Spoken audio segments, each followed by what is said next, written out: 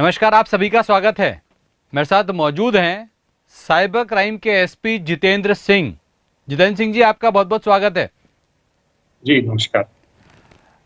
SP साहब, आपको जैसा कि पता है कि इन दिनों पूरे देश में लॉकडाउन चल रहा है।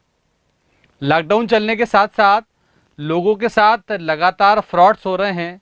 लगातार हैकर्स जो है आम जनता को बेवकूफ़ बना रहे हैं। आम जनता अपने घरों से निकल नहीं सकती, पर लगातार साइबर क्राइम के मामले में अगर देखा जाए तो लगातार आम जनता के साथ ठगी हो रही है। ठीक कहा आपने हरीश जी।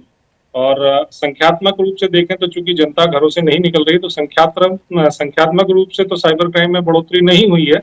जी। पर कुछ विशेष प्रकार के ऐसे साइबर क्राइम हैं जिनकी संख्या में अवश्य बढ़ोतरी हुई है। और विगत लगभग 46 दिन से जब हम लॉकडाउन में हैं, जी। तो लगभग 80 से 90 के बीच में शिकायतें हमें प्राप्त हुई हैं। चूंकि लोग लॉकडाउन में बाहर निकल नहीं पा रहे हैं, तो हमने एक अपना व्हाट्सएप नंबर भी जारी किया है, ताकि ज्यादा से ज्यादा लोग जिनके साथ अगर कोई साइबर क्राइम घटित हुआ है तो वो रिपोर्ट कर सकें।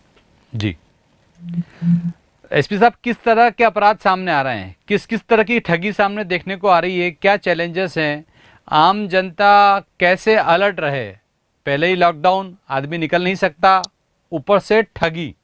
न्याय मांगने के लिए कहाँ आएगा, कितनी बार व्हाट्सअप करेगा, कितनी बार आपको अप्रोच करेगा? मैं तो आपसे बात कर लेता हूँ, जो इंदौर के लोग आपको जानते हैं, जिनका आपसे काम पड़ता है, वो तो आप उनके लिए बड़ा इजी अप्रोचेबल हो। पर आम जनता जिसका ठगी होती है वो डर सा गया है कि पहले ही मैं लॉकडाउन में फंसा हुआ हूँ, मैं निकल नहीं सकता, ऊपर से मेरे साथ ठगी हो गई। तो कई लोग तो बताना भी नहीं चाहते कि ठगी होगी मेरे साथ। ठीक बात है। अब इसमें मैं प्रमुख तौर पे जो ठगी जिस तरह की चल रही है, जो ट्रेंड चल रहा है अभी इस कोरोना के दौर में, वो बताना चाहूंगा। तो सबसे पहले तो सोशल मीडिया अकाउंट्स जो हैं, लोगों के सोशल मीडिया अकाउंट्स विशेषकर फेसबुक के, वो या तो हैक किए जा रहे हैं या फिर उनके फेक अकाउंट्स बन रहे हैं। और उन अकाउंट्स के माध्यम से जो उनके कॉन्टैक्ट लिस्ट में लोग हैं, उनको मैसेजेस भेजा जाते हैं कि आपदा के नाम पर, महामारी के नाम पर, हॉस्पिटलाइजेशन के नाम पर पैसा जमा कराने के लिए पैसे की रिक्वेस्ट भेजी जाती है, और ऑनलाइन पेमेंट के टूल्स के कुछ आईडीज भेजे जाते हैं कि इस पे वो पैसा जमा करा लें। अब जी। इसमें दो तरह की बातें, एक तो फेक अकाउंट का बनना या अकाउंट का हैक होना। तो जो अकाउंट का हैक होने वाली जो स्थिति है, उसमें मैं ये कहना चाहूंगा कि आप अपने सोशल मीडिया अकाउंट्स को सुरक्षित करें। सबसे पहले तो आप ये सुनिश्चित करें कि आप समय समय पर उसके पासवर्ड बदलें। पासवर्ड्स भी जब आप बदलें तो बड़े सरल से पासवर्ड, जैसे कल ही एक घटना हुई है जिसमें एक डॉक्टर साहब का फेसबुक अकाउंट हैक हुआ और उससे फिर लोगों से पैसे मांगे गए। तो उस अकाउंट में डॉक्टर साहब ने पासवर्ड के रूप में अपना मोबाइल नंबर डाल रखा था। तो हम यही निवेदन करना चाहेंगे कि पासवर्ड अपना स्ट्रांग बनाएं। टू फैक्टर ऑथेंटिकेशन यानी कि न सिर्फ यूजर नेम पासवर्ड से लॉगिन हो, बल्कि आपको एक ओटीपी भी आपके मोबाइल पे आए, इस तरह की व्यवस्था भी आप करें।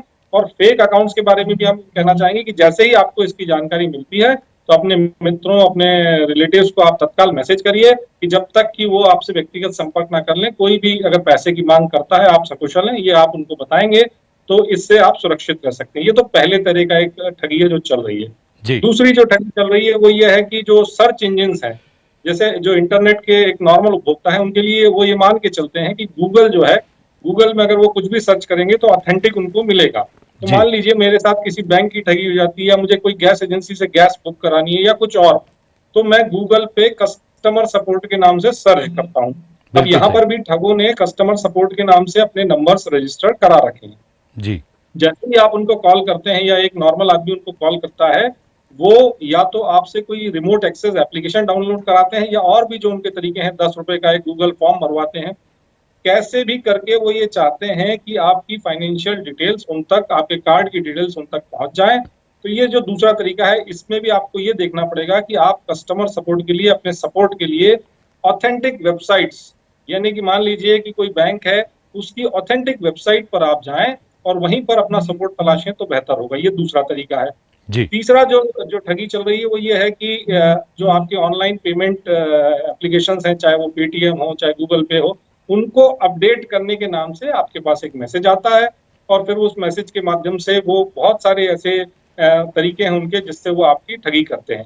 तो जी। कोई भी इस समय में, इस दौर में आपसे अगर कोई आपकी कमर्शियल डिटेल्स मांग रहा है, कोई ओटीपी शेयर करने को बोल रहा है तो कृपया उससे बचें। साथ ही कुछ ऐसी भी डोमेन्स रजिस्टर कराए हैं ठगों ने जो केंद्र सरकार या राज्य सरकार के जो डोनेशन फंड्स के जो जी। डोमेन नेम से उनसे मिलते जुलते उन्होंने रजिस्टर कराए हैं और उस पर वो डोनेट करने की बात करते हैं।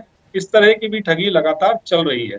तो इस दौर में थोड़ा सा, चूंकि इंटरनेट यूजर्स भारत में 50 करोड़ के आसपास हैं, 25 करोड़ से ज्यादा लोग इंटरनेट को मोबाइल पर यूज करते हैं, तो ऐसी स्थिति में लॉकडाउन में चूंकि इंटरनेट का प्रयोग ज्यादा हो रहा है तो हमें थोड़ा सतर्क रहने की जरूरत है और जिम्मेदारी से इंटरनेट और मोबाइल का प्रयोग करने की जरूरत है। एक आखिरी बात जो आपने कही कि कहाँ जाए व्यक्ति रिपोर्ट करने, तो उसी के लिए हमने अपना जो व्हाट्सएप नंबर है वो जारी किया है।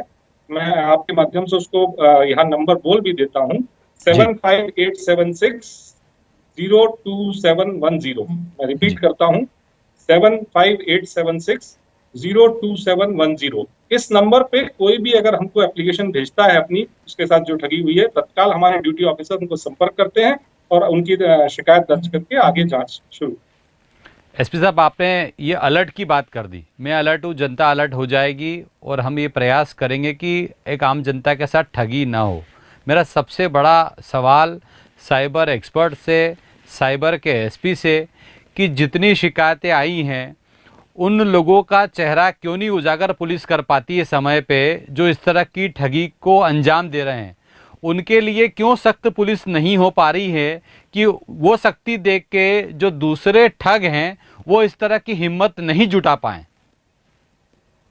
ठीक है, बिल्कुल ठीक बात कही। मैं आपकी बात से इत्तेफाक नहीं रखूंगा, क्योंकि लगातार हमारी टीमें ऐसे लोगों का पतारशी करती है और उनको पकड़ने का प्रयास करती है। आज ही हमने अपना जिन लोगों के डीप वेब पर क्रेडिट कार्ड, डेबिट कार्ड, लगभग 300 से ज्यादा लोगों के इंदौर के जो निवासी हैं, उनका कार्ड का डाटा बेचा जा रहा था। हमने मार्च में, जब कोरोना का दौर शुरू ही हुआ था, हमारी टीम बंबई से आरोपियों को पकड़ के लाई थी। इनसे पूछताछ में हमें ये पता पड़ा कि इंदौर निवासियों का डाटा जो है वो कार्ड का डाटा बिक रहा है। तो उसको सुरक्षित करने के लिए हमने तत्काल कदम उठाए हैं, लोगों को भी सूचना दी है, बैंक को भी सूचित कर रहे हैं। फिर जो बात आपने करी कि हम उनके नाम या उनके चेहरे क्यों नहीं उजागर करते, यहाँ हरीश जी आपको एक बात समझनी होगी कि जो ये फेक अकाउंट्स और जो फेसबुक के हैक्ड अकाउंट्स, ये सारी गतिविधि, हमारे पास जो डाटा है अगर आप उसको देखेंगे तो पश्चिम बंगाल, बिहार, झारखंड से ज्यादातर ये ऑपरेट कर रहे हैं। हमने वहां के जो साइबर क्राइम के लॉ एनफोर्समेंट एजेंसीज हैं, हम उनके संपर्क में हैं, लगातार उनसे डाटा शेयर कर रहे हैं और उसके आधार पर हम आगे की कार्रवाई भी कर रहे हैं। एसपी साहब, एक चीज़ अक्सर देखने में आती है, जो फेक न्यूज़ होती है या इस तरह के ठग होते हैं, जो इनका सर्कुलेशन होता है वो बड़ा तेज़ी से होता है, तेज़ी से इसकी पब्लिसिटी होती है और तेज़ी से लोग उनके संपर्क में आते हैं और ठगी हो जाती है। पर पुलिस इस तरह की कोई स्ट्रिक्ट कार्रवाई करती है, किसी को पकड़ती है, उसको उजागर करती है, तो वो तेज़ी से वो न्यूज़ नहीं फैल पाती सोशल मीडिया में। ऐसा क्यों?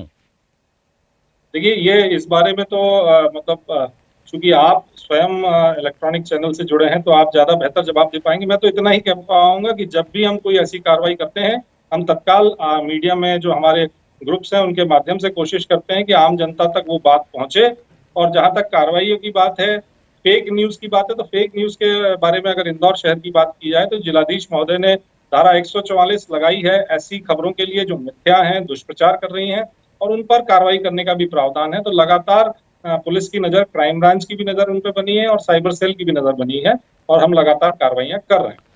एक शिकायत और इंदौर की जनता ने बीच में कई जगह सोशल मीडिया के माध्यम से करी थी कि जो इंदौर के प्रतिष्ठित संस्थान हैं, कोई होटल्स के नाम से, कोई सामान के नाम से उनके साथ ठगी हो गई और होटल वालों को और प्रतिष्ठित संस्थानों को अपना एक वक्तव्य जारी करना पड़ा कि ये हमने इस तरह का कोई भी जारी नहीं करा, हमने हमारी संस्थान प्रतिष्ठान नहीं खोली है, ये जो भी लोग कर रहे हैं उनसे हमारा कोई संबंध नहीं है।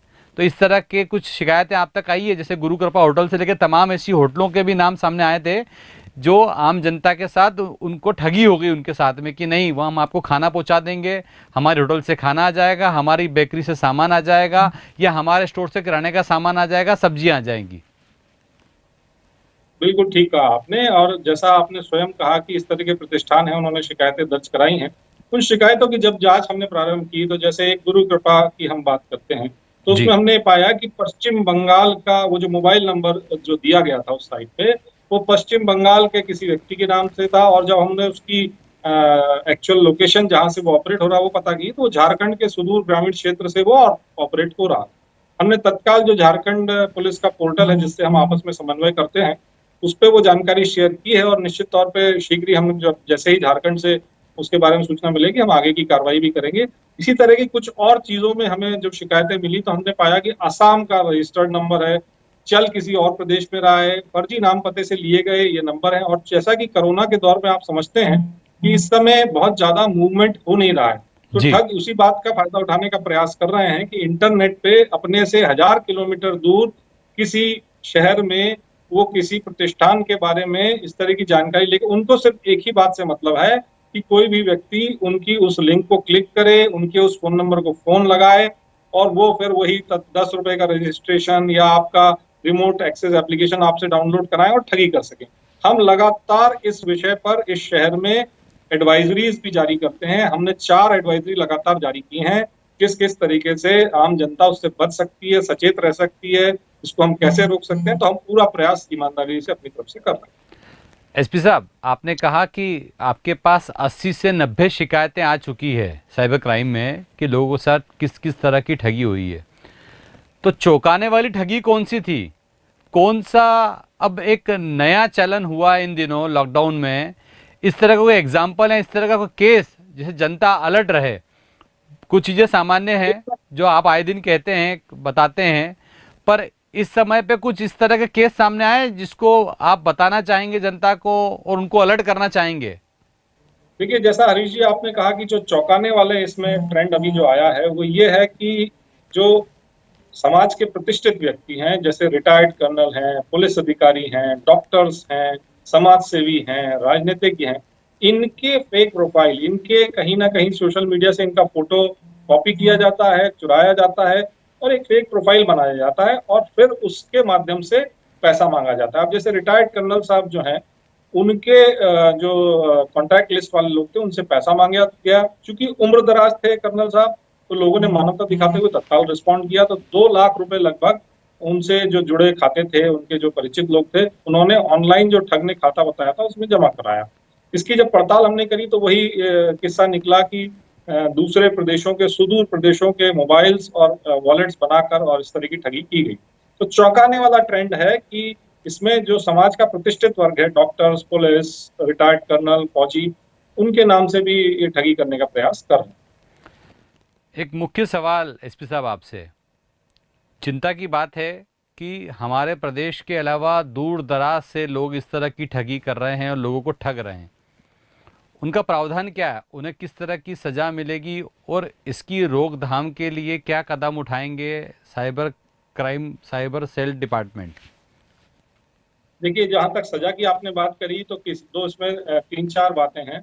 हैकिंग के लिए जो सेक्शन 66 है आईटी एक्ट में, उसमें 3 साल की कारावास का प्रावधान है। अगर हम बात करें आइडेंटिटी थेफ्ट, किसी की आइडेंटिटी चुरा कर उससे उसका दुरुपयोग करना, तो सेक्शन 66C आईटी एक्ट, इसमें फिर वही 3 वर्ष की सजा का प्रावधान है और जुर्माने का भी प्रावधान है। और किसी का प्रतिरूपण करना, चीटिंग बाय पर्सोनेशन, मतलब कोई अफसर बन के या कुछ और बनकर किसी को प्रलोभन देकर चीटिंग करना, वो 66D सेक्शन जो है आईटी एक्ट का, उसमें प्रावधान है 3 वर्ष की सजा और 1 लाख रुपए से ज्यादा का जुर्माना। तो इस तरह के प्रावधान है। अब जहां तक आपने कहा कि हम इसमें कैसे सजा दिलाएंगे, भारत के किसी भी कोने से यदि ये अपराध किया जाता है इंदौर के नागरिकों के ऊपर, तो वो निश्चित रूप से उस पर सारे भारत में वही कानून लागू होता है, और इंटरनेट की तो कोई बाउंड्रीज भी नहीं है। तो हमें तो लगातार साइबर क्राइम में ये चैलेंज हमारे ऊपर आ रहा है कि जो सुदूर प्रदेशों से अपराध किए जा रहे हैं हमारे प्रदेश के, हमारे शहर के नागरिकों, उनसे हम कैसे डील करें। तो हम लगातार, हमारी टीमें जो हैं, बम्बई हो, झारखंड हो, पश्चिम बंगाल हो, और भी दूसरे प्रदेशों में जा रही है। जैसा कि आप समझते हैं वर्तमान जो परिस्थिति है उसमें उतना ट्रैवलिंग हमारी टीम नहीं कर पा रही है, लेकिन फिर भी हम इंटर स्टेट कोऑर्डिनेशन के माध्यम से, उन प्रदेशों ने जो पोर्टल्स बनाए हैं उनके माध्यम से, वहाँ की जो साइबर सेल से हमारा समन्वय, उसके माध्यम से प्रयास कर रहे हैं कि हम जो ठगे गए व्यक्ति हैं उनको रिलीफ पहुंचा सकें। एसपी साहब, ये मेरा नहीं, एक आम जनता का एक सीधा सीधा प्रश्न है, वो भी एसपी साइबर सेल के उस अधिकारी से जिसने कई मामले ट्रेस करे हैं, कई अपराधियों को सलाखों के पीछे पहुंचाया। मेरे साथ ठगी हो गई, मेरे पैसे ठग लेके चला गया, एसपी साहब की टीम ने उसे पकड़ लिया, क्या मुझे वो मेरे पैसे वापस एसपी साहब दिला पाएंगे, उनकी टीम दिला पाएगी? बिल्कुल ठीक प्रश्न पूछा आपने, क्योंकि जो भी व्यक्ति ठगा जाता है उसको सबसे बड़ा रिलीफ हम इसी फॉर्म में दे सकते हैं कि उसका जो पैसा, जो उसकी राशि ठगी गई है, उस तक पहुंचे। अब इसमें दो तीन बातें हैं। जी। यदि मान लीजिए कि आपके क्रेडिट कार्ड या डेबिट कार्ड से आपकी जानकारी के बिना, यानी आपने किसी से कुछ भी शेयर नहीं करी जानकारी, फिर भी आपके पैसे चले गए, तो इसमें आरबीआई की गाइडलाइन है कि 72 घंटे के अंदर यदि आप बैंक को इसकी सूचना दे देते हैं, पुलिस को सूचित कर देते हैं, तो पूरा पैसा देने की जवाबदारी बैंक की होगी, यानी आपको 100% उसमें रिफंड मिलता है। बैंक अपनी पड़ताल करता है छोटी सी। एक तो ये व्यवस्था है। दूसरी व्यवस्था ये है कि जिसमें आप ठगों की बातों में आ गए और उन्होंने आपसे कोई रिमोट एक्सेस एप्लीकेशन या आपकी डिटेल ले ली और उसमें उन्होंने ठगी करी, उस व्यवस्था में हम तत्काल ये कोशिश करते हैं कि ये जितने भी ई वॉलेट्स हैं, बैंक्स हैं, इनके भी हमने ग्रुप्स बना रखे हैं और उन ग्रुप्स के माध्यम से हम तत्काल पैसा ब्लॉक कराने की कोशिश करते हैं। यानी जो फ्रॉडलेंट अमाउंट है उसको डेबिट फ्रीज कराने का हम प्रयास करते हैं और उसके तहत भी हमें सफलता मिलती है। जितनी जल्दी फरियादी हमको रिपोर्ट करेंगे, जितनी जल्दी हमारे पास सूचना आएगी, उतनी ही जल्दी हम एक्टिविटी करते हैं और कोशिश करते हैं कि फरियादी का पैसा जो है वो रुक सके और उसको हम फिर रिलीफ दे सकें। आपसे आखिरी सवाल, एसपी साहब, आप जनता को बड़े आसान से टिप्स, बड़ी आसान सी भाषा में किस तरह दे पाएंगे कि जो बेचारे लगातार लोग ठग रहे हैं? आपको पता है कि पूरे देश में लॉकडाउन है, आने वाले समय में कई सारे चैलेंजेस हैं, चाहे जीडीपी ग्रोथ हो, चाहे एम्प्लॉयमेंट की बात हो, चाहे व्यवसाय व्यापार की बात हो, तो वैसे ही एक आम आदमी डरा हुआ है बहुत ज़्यादा। पैसे लोगों के पास है नहीं, इतना लंबा समय का लॉकडाउन है, कहीं से आय का स्रोत नहीं है, अब जमा पूंजी है उसमें भी हैकर्स आकर के उनकी जमा पूंजी उठा के ले जाते हैं, हैक कर लेते हैं, तो अपने आप को ठगा हुआ महसूस करता है एक आम आदमी। और ऐसे समय में जो उसके लिए भी जो उसकी जमा पूंजी है वही उसके जीने का साधन भी है, तो एसपी साइबर सेल होने के नाते आसान से टिप्स कि लोगों के साथ ठगी ना हो, किन किन बातों का विशेष ध्यान रखा जाना चाहिए? देखिए, बड़ी साधारण सी बातें हैं, समय समय पर आपके माध्यम से भी और एडवाइजरीज के माध्यम से भी हम बोलते रहते हैं इन बातों को। मैं फिर से रिपीट करता हूं इन बातों को। सबसे पहले तो आपके मोबाइल फोन, आपके ईमेल या आपको जो भी एसएमएस अभी प्राप्त होता है, किसी भी अनजान व्यक्ति द्वारा भेजा गया कोई भी संदेश, उस पर रिएक्ट मत करिए। एक बात। दूसरी बात, यदि कोई व्यक्ति कॉल करके या अन्य माध्यमों से आपसे आपकी कमर्शियल डिटेल यानी आपके credit card, debit card, bank account, इनकी जानकारी प्राप्त करने का प्रयास करता है, कृपया उससे शेयर मत करिए किसी भी सूरत में। चाहे वो बैंक अधिकारी बन के बोले, चाहे वो इंश्योरेंस अधिकारी बन के बोले, गैस एजेंसी वाला बन के बोले। ये दूसरी बात। तीसरी बात, आपके जो ऑनलाइन पेमेंट के एप्स हैं, चाहे पेटीएम है या दूसरे हैं गूगल पे, इनको अपडेट करने के नाम से भी ठग लगातार प्रयास करते हैं कि आपको एक ओटीपी हमने भेजा है या आपको एक लिंक भेजी है, उसको एक्सेप्ट कर लीजिए तो हम आपको पैसा ट्रांसफर करेंगे, जबकि होता यह है कि वो पैसा आपके खाते से चला जाता है। बहुत छोटी सी बात है कि इस तरह की कोई भी गतिविधि आप उसके भागी ना बनिए, आप उसको क्लिक मत करिए। हाँ, अगर आपको कोई शंका होती है तो मैंने जो पहले भी नंबर दिया है 7587602710, उस पर आप हमको आधी अधूरी भी अगर कोई बात है, कोई शंका भी है, तो उसका निवारण हम करने को तैयार हैं।